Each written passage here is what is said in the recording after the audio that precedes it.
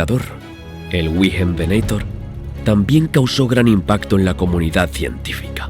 En 1998, científicos encontraron en Minden, Alemania, una costilla un 50% más grande que la de un Allosaurus. Y el Allosaurus ya era uno de los dinosaurios carnívoros más gigantescos de la era mesozoica. En los medios, este nuevo reptil fue apodado extraoficialmente como el monstruo de Minden, y los científicos comenzaron a estimar su tamaño. Al principio se pensó que medía 15 metros, luego 12 metros. Sin embargo, algunos investigadores consideran que en realidad medía entre 7 y 8 metros, y pesaba hasta 1,2 toneladas. Pero nadie en el Jurásico Medio podía competir en tamaño con los saurópodos. Por ejemplo, el Cetiosaurus. Estos enormes dinosaurios vivían principalmente en lo que hoy es Europa.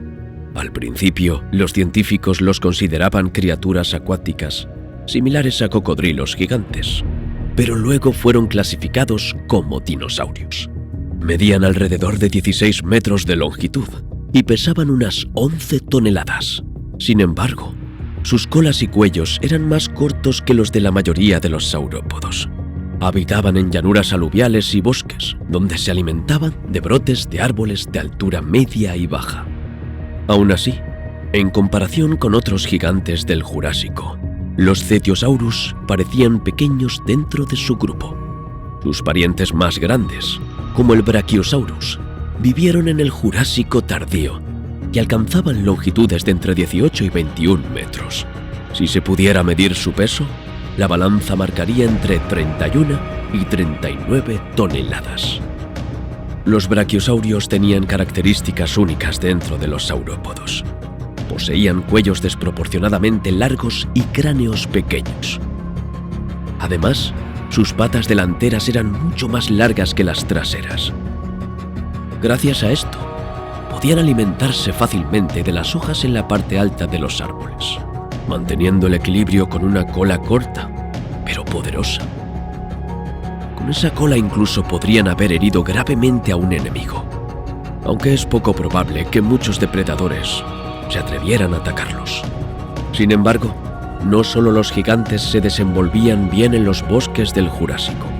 Los dinosaurios herbívoros ornitópodos medían apenas alrededor de 1 metro de longitud, pero probablemente eran muy rápidos. Su cola rígida les ayudaba a mantener el equilibrio al correr sobre sus patas traseras. Con el tiempo, comenzaron a desplazarse y alimentarse cada vez más en 4 patas, ya que esto les facilitaba comer vegetación baja.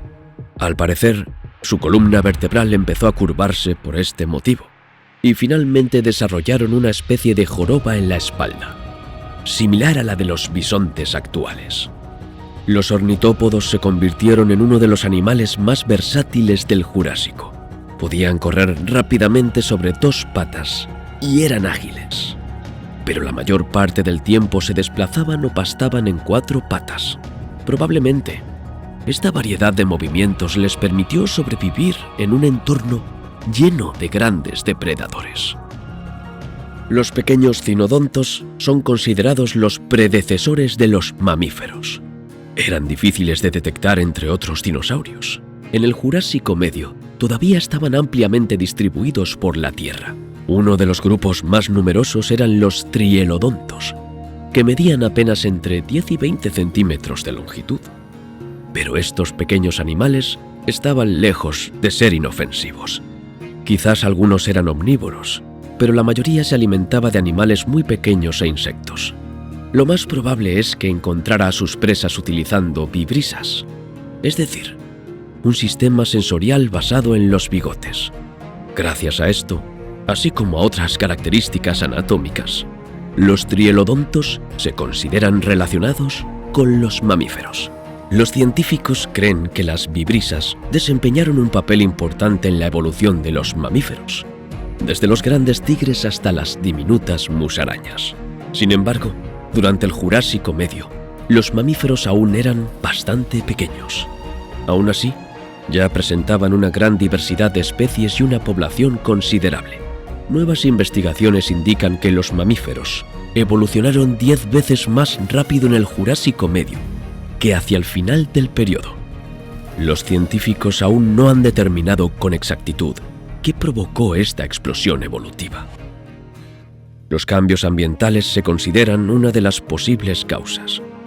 Además, la mayoría estaba cubierta de pelo, lo que les permitía mantenerse calientes durante la noche.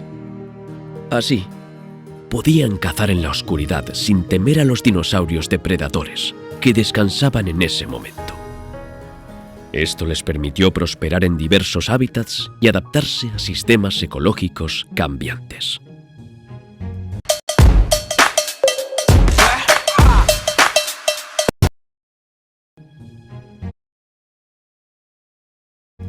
Todos los animales encontraron su nicho en la Tierra del Jurásico, y quizá hace 170 millones de años, uno de ellos vivía en el bosque cerca de alguno de los numerosos cuerpos de agua. Podemos imaginar cómo era su vida.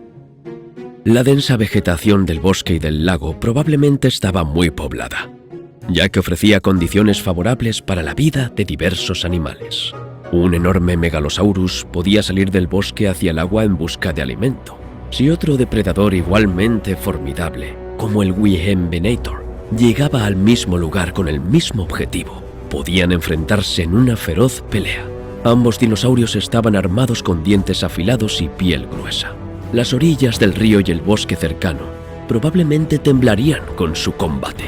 Si, por ejemplo, el Wihemvenator más grande resultaba vencedor, podría alimentarse de la carne de su enemigo durante varios días. Luego, los restos del cadáver probablemente serían aprovechados por carroñeros. Con tantos depredadores al acecho, los mamíferos difícilmente se atreverían a salir de sus madrigueras hasta la noche. No tenían prisa, ya que podían cazar en la oscuridad. Los primeros mamíferos del Jurásico Medio eran en su mayoría insectívoros u omnívoros, y su pelaje los mantenía calientes durante la noche. Al amanecer, un tritelodonto muy hambriento, de unos 20 centímetros de longitud, podía salir de su madriguera. Tras una breve búsqueda, lograba encontrar una pequeña lagartija para desayunar, que aún no estaba caliente, y no podía escapar con suficiente rapidez. Mientras tanto, manadas de dinosaurios herbívoros podían pastar en el bosque cerca de la orilla del río. Los Brachiosaurus, de cuello largo, encontraban un verdadero festín de hojas y brotes tiernos en las copas de los árboles. Las ramas más bajas les resultaban inaccesibles, ya que no podían doblar tanto el cuello. Necesitaban consumir más de media tonelada de vegetación al día. Luego, la manada debía desplazarse a otro bosque en busca de alimento. Los saurópodos recorrían grandes distancias y se distribuían por todo el planeta. A diferencia de ellos, el Cetiosaurus se alimentaba de hojas en los niveles medio e inferior del bosque. Debido a sus cuellos más cortos, no podían alcanzar las alturas.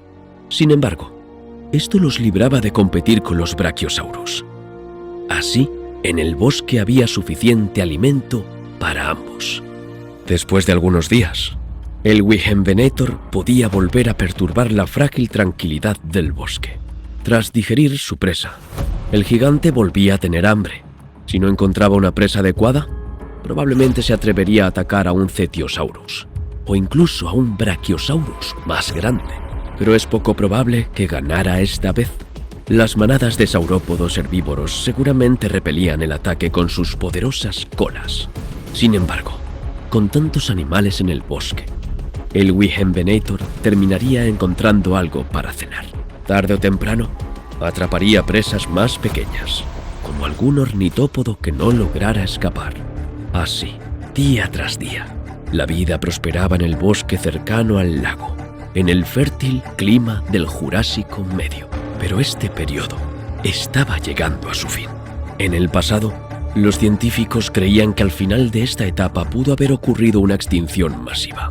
Sin embargo, investigaciones más recientes sugieren que el mundo animal atravesó una gran transformación al final del Jurásico Medio. Estos cambios fueron impulsados por la fragmentación de Pangea y el movimiento de las placas continentales.